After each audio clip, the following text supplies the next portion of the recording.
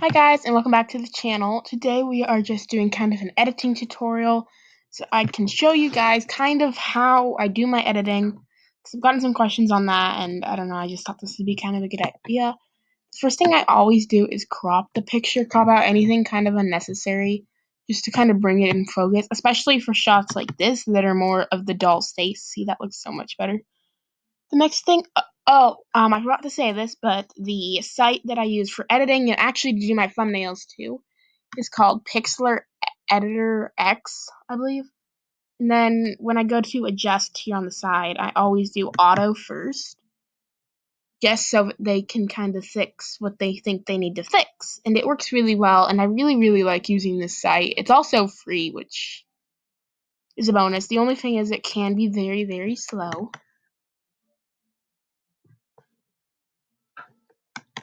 And it has lots of nice tools. I actually don't mind how this picture looks at the moment, except that's kind of bright right there. So, but I think I'm gonna leave it. And then what I'll go to next is retouch, and this just has a couple tools. Also, has anyone else but me noticed you can kind of see the metal of her eye right here? And then the first thing I'll do is the dodge burn. This is on retouch, the band-aid here.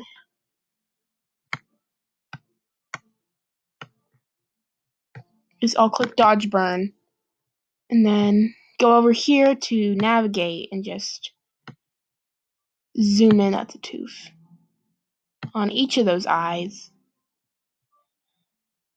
I'll go to lighten under mode, and for range I usually do light. Sometimes I do mid, it depends on how dark the eyes are, and then you just go around the iris. This can honestly make or break a photo in my opinion. Like here, let me zoom out a little so I can compare the two eyes, and you can see what a bright eye looks like compared to a darker eye. See, that's her dark eye. Yeah, it just makes so much difference. I cannot stress this enough, honestly. Like, there's before, here's after. Like, they look so much different. Just do the same thing for the other eye.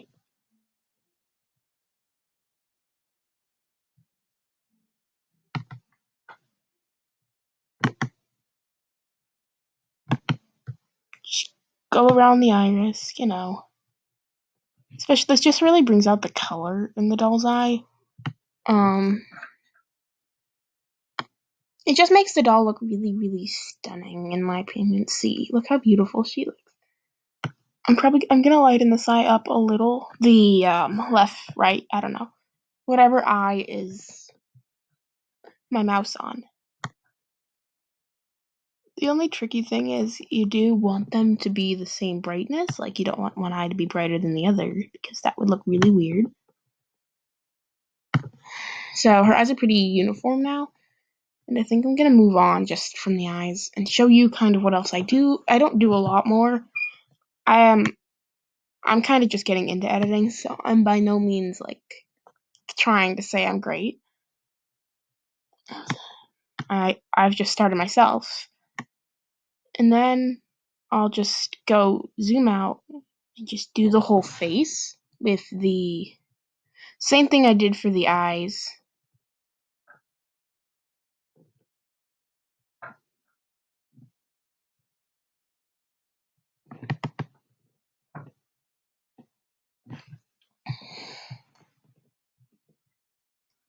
There are undo and redo buttons, which is probably something I really, really love about Pixler. I've tried other editors, but this is just the one I really like. It's probably the one I'd stick with. Whoa. Because I just really like their format and everything.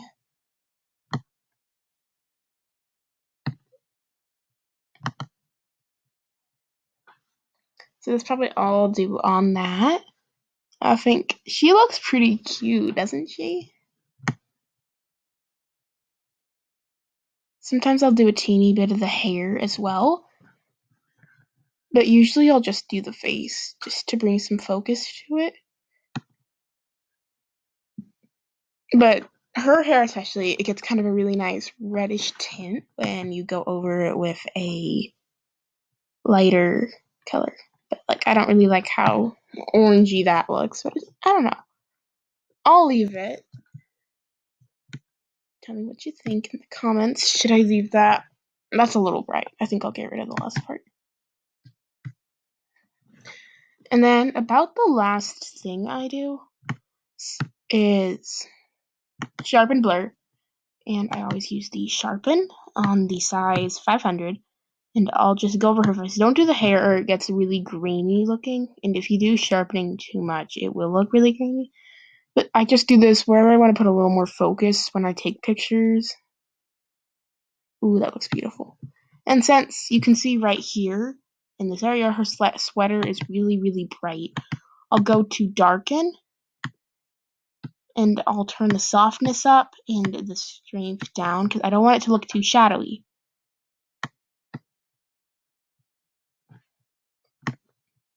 See, that's what it kind of looks like if you don't have the softness all the way up. I mean, actually, that still looks pretty bad.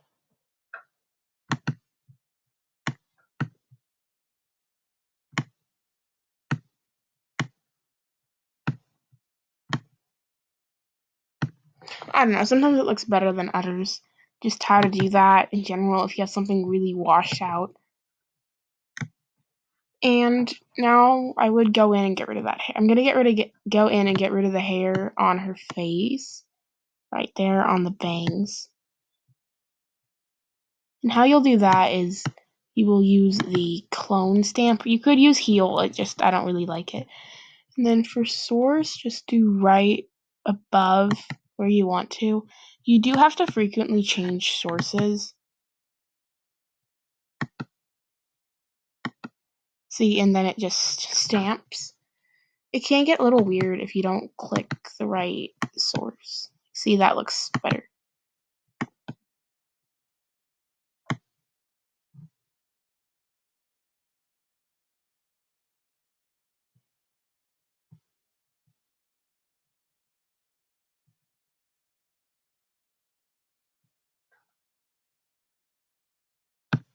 See. And there we go. I think this picture is really stunning. I really, really like using Pixlr. I'll link it in the description so you can go try it out. They have a really nice history and they have lots of nice stuff. They have lots of nice stuff for thumbnails too. I'll show you really quick how to use an overlay and like some light.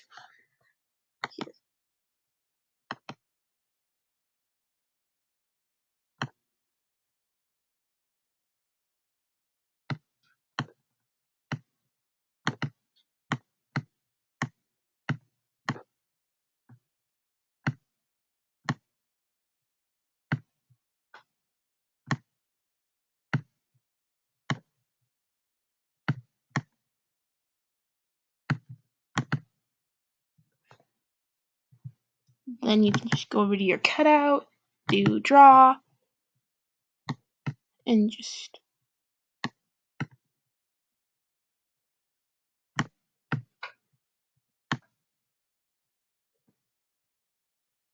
remove the overlay of what, oops. Make sure you click the layer on the side which that you want to.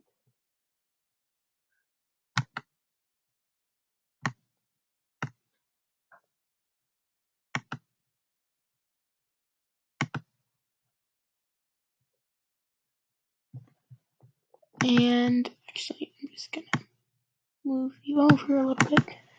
Just add some extra bokeh, and you can use different colors to add like a different color overlay to tint a picture.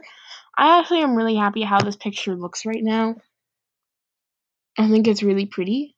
But I'll show you one more example, just of another picture of how you could use it. Gonna go ahead and save this. Make sure to turn your quality all the way up.